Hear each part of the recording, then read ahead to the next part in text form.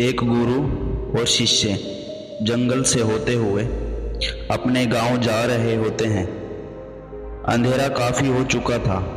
शिष्य ने अपने गुरु से कहा कि गुरु जी, रात काफी हो चुकी है, अगर आप कहें तो आज की रात यहीं आसपास के किसी गांव में गुजार लेते हैं। गुरु जी ने अपना सर हिलाया और वो आसपास के गांव में एक छोटे से घर के पास जाकर रुके।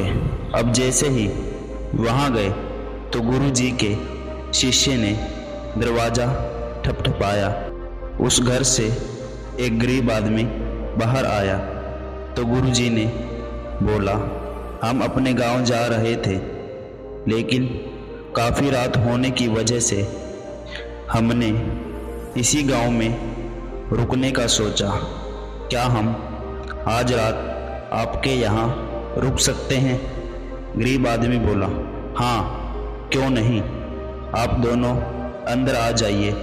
अब जैसे ही गुरुजी अंदर गए, उन्होंने देखा कि उस आदमी के घर में बहुत ज़्यादा गरीबी थी। गुरुजी ने उससे पूछा कि आप क्या काम करते हो? वह गरीब आदमी बोला कि मेरे पास बहुत सारी ज़मीन है। तो गुरुजी ने बोला, अगर तुम्हारे पास बहुत सारी ज़मीन है तो इस तरह से क्यों रह रहे हो? वह आदमी बोला, यह किसी काम की नहीं है।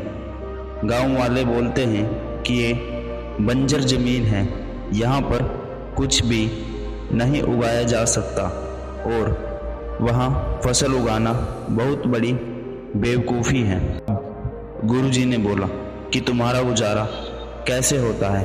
उसने बोला कि मेरे पास एक भैंस है जिससे मेरा पूरा घर चलता है। ये सुनने के बाद गुरुजी सो जाते हैं और रात में जब सब लोग सो रहे होते हैं तब गुरुजी अपने शिष्य को उठाते हैं और उस गरीब आदमी की भैंस लेकर अपने गांव चले जाते हैं। शिष्य अपने गुरु से पूछता है कि गुरुजी, कहीं आप ये गलत तो नहीं कर रहे हैं? उस गरीब आदमी की रोजी रोटी इस भैंस की वजह से चलती है। तो गुरुजी अपने शिष्य की तरफ देखते हैं और मुस्कुराते हुए आगे बढ़ जाते हैं। उस बात को तकरीबन 10 साल गुजर जाते हैं और जो गुरु का शिष्य था वह बहुत बड़ा गुरु बन चुका था। तो एक दिन उन्हें उस गरीब आदमी की याद आती है कि मेरे गुरु ने उस आदमी के साथ अच्छा नहीं किया था, मुझे एक बार चलकर देखना चाहिए कि वह आदमी अब किस परिस्थिति में है। वह शिष्य उस गांव की तरफ जाता है और वहां जैसे ही पहुंचता है तो देखता है कि जहां पर उस गरीब आदमी का झोपड़ा था, वहां पर एक बड़ा ही आलीशान महल बन चुका था और उस झोपड़ी से बाहर जो बंजर ज़मीन थी उस पर फल और फूलों के बगीचे थे।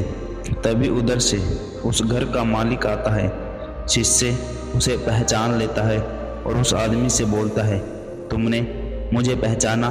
मैं अपने गुरु जी के साथ आया था, हमने एक रात के लिए आपके यहाँ शरण ली थी। वह आदमी उसे पहचान लेता है और बोलता है कि उस रात आप कहाँ चले गए थे?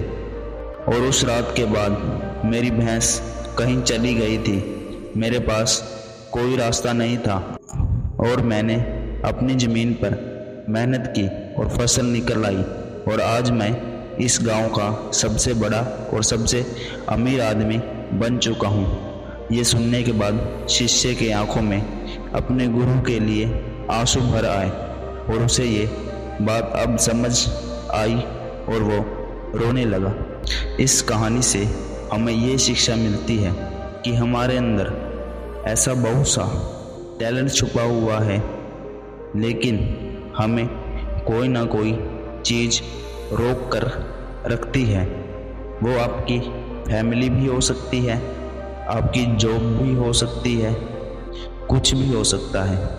देखिए, आपके पास भी भैंस की जैसी कोई दूसरी चीज़ तो नहीं है जिससे आपको आगे बढ़ने से रोक कर रखा है। दोस्तों, हमारे जीवन में भी कुछ ऐसी चीज़ें होती हैं जो हमें सफलता पाने से रोकती हैं। समय रहते हमें अपनी उस चीज़ों को पहचानना चाहिए और सफलता के लिए जान लगानी चाहिए। उम्मीद करता हूँ दोस्तों, आपको यह कहानी दिल से अच्छी लगी होगी। हंसते रहिए, मुस्कुराते रहिए और जीवन में आगे बढ़ते रहिए। जय हिंद, जय भारत।